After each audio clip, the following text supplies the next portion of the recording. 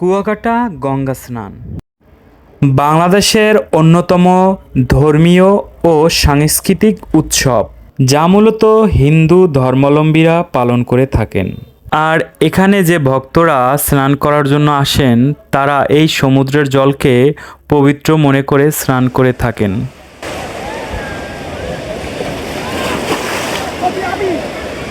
তাই আমি আর আমার অর্ধাঙ্গিনী এই মেলায় চলে আসছি।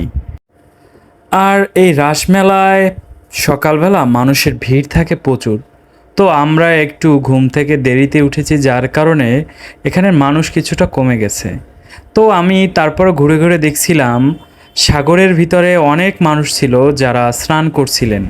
আর এখানে যারা মনোবাসনা নিয়ে আসেন যে গঙ্গা স্নান করবেন এবং বাবা মায়ের মারা যাওয়ার পর যে কাজটুকু থাকে সেই কাজটু এখান থেকে করিয়ে নেবে, তো তার জন্য এখানে মানুষ ভিড় করে থাকে। এখানে ব্রাহ্মণ দ্বারা মন্ত্র দিয়ে শুদ্ধ করা হয় তাদের কাজগুলো সম্পন্ন হওয়ার পরে তারা গঙ্গা স্নান করে ফেলে। আর আমি গঙ্গা স্নানের উদ্দেশ্যেই এখানে এসেছি, তাই ঘুরে ঘুরে দেখছিলাম কে কি করছে, আর আপনাদেরকেও একটু দেখার সুযোগ করে দিচ্ছি।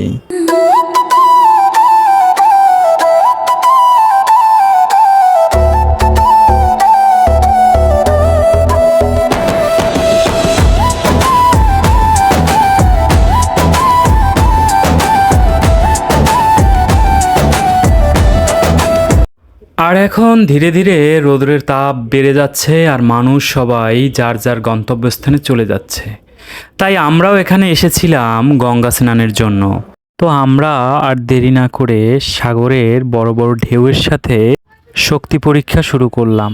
এখানে আমি শক্তি দিয়ে যতই চেষ্টা করে রাখি যে ঢেউকে মোকাবেলা করব, কিন্তু সম্ভব না।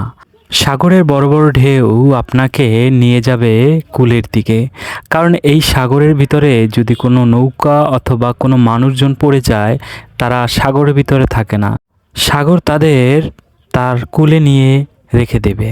আর তাই আমরা সাগরের মাঝে যাওয়ার চেষ্টা করছিলাম। আর বড় বড় ঢেউ এসে কিভাবে আমাদেরকে নিয়ে যায় আপনারা দেখলেই বুঝতে পারবেন।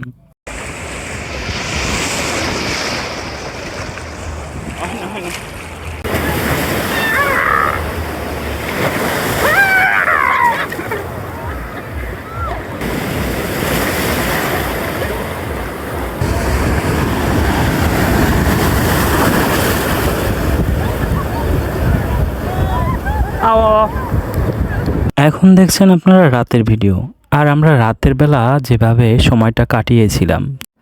কিছু সময় আমরা শুটকিপল্লি ঘুরেছি, আচারের দোকানগুলো ঘুরেছি এবং ফিশ ফ্রাইয়ের মার্কেটটাও ঘুরেছি। এভাবেই আমাদের সময়টা কেটে গেল।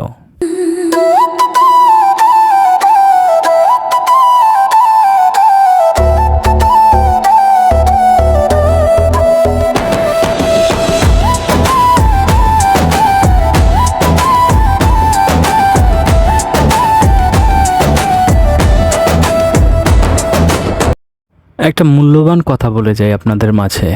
এই যে লোকটিকে দেখছেন, এই লোকটি এখানে পান বিক্রি করছিলেন, কিন্তু এনার পান কেউ কিনছিলেন না। কারণ একটাই, উনি বৃদ্ধ, তাই ওনার সাথে ঠিক মতন কেউ কথা বলছিল না।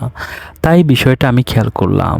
তখন আমি আমাদের মাঝে যাকে দেখছেন এ হলো আমাদের বৌদি, তো তাকে বললাম যে তুমি পান খাও। আমি তার কাছ থেকে 2টো পান কিনলাম। কিন্তু আমার প্রশ্ন একটাই, মানুষ বৃদ্ধ হলে তার কাছ থেকে কেউ কেনাকাটা করতে চায় না, কিন্তু কেন?